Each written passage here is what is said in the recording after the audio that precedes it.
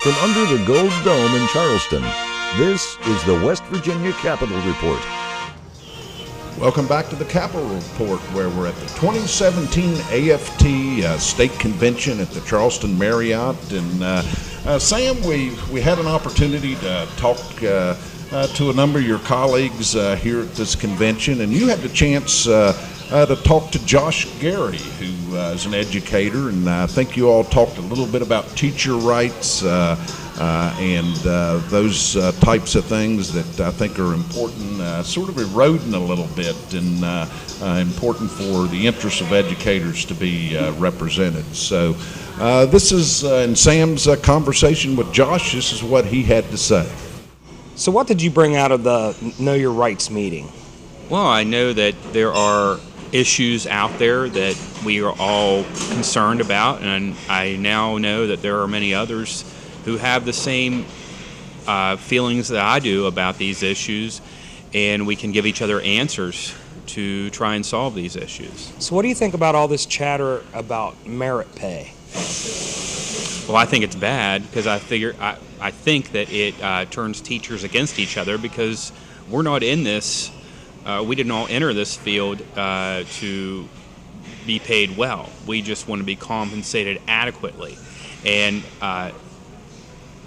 putting a merit pay system in will have teachers competing for the best positions and not competing to make the students the best students.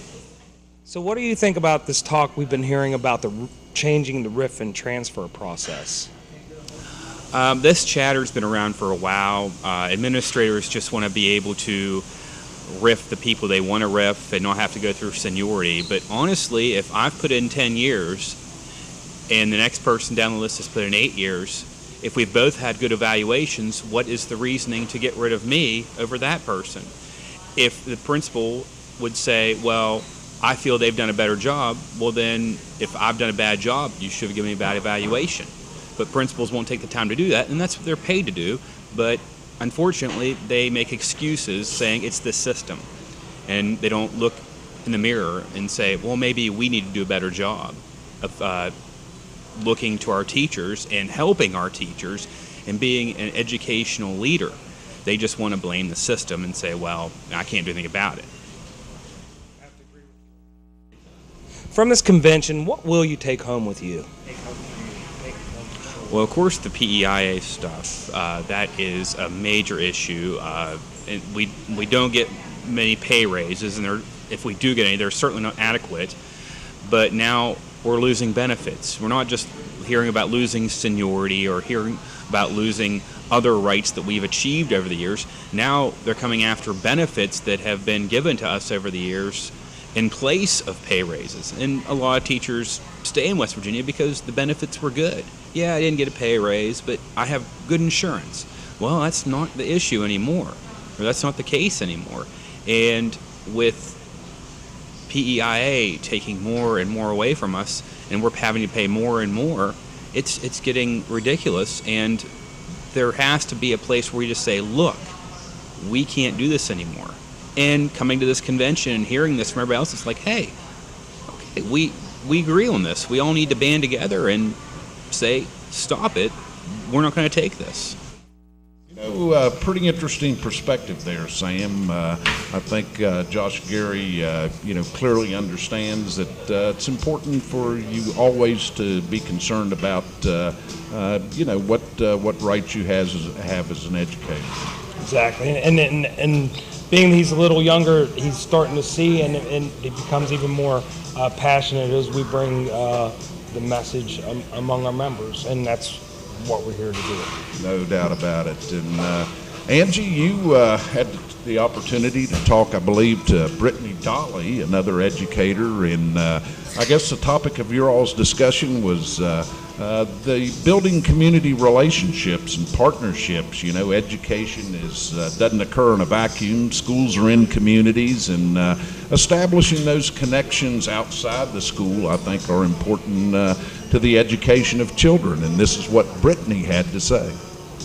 Okay, how do our students benefit when we build partnerships within our community? Teachers are only one person, and our students have lots of needs here in West Virginia. So when we are able to build partnerships with wellness services like mental and dental and health, all the health services in our schools, our students get those services at school and then are ready to learn after those needs have been met.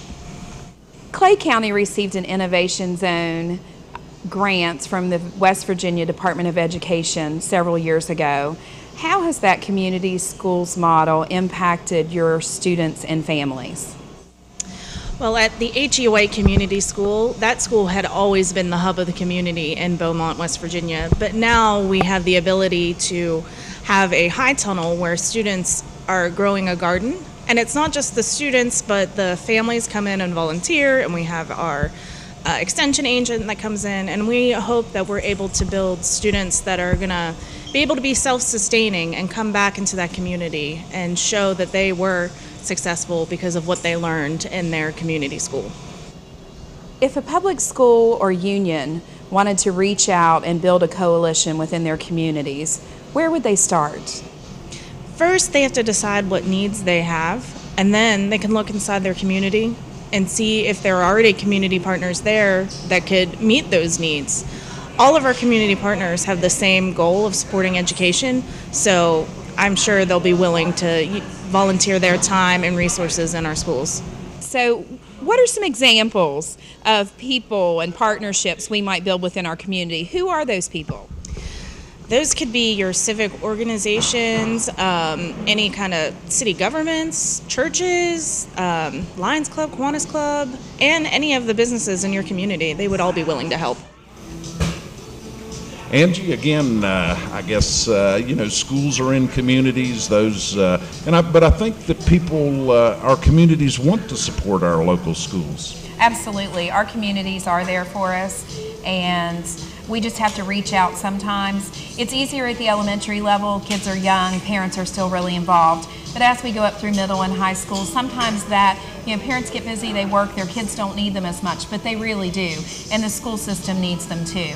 We utilize our local churches, our local civic organizations, our city government, clubs and associations within our community, and offer as much as we can to our students, because that's important. It's often said that it takes a village to raise a child, and in some instances that's very true. It is absolutely true and necessary.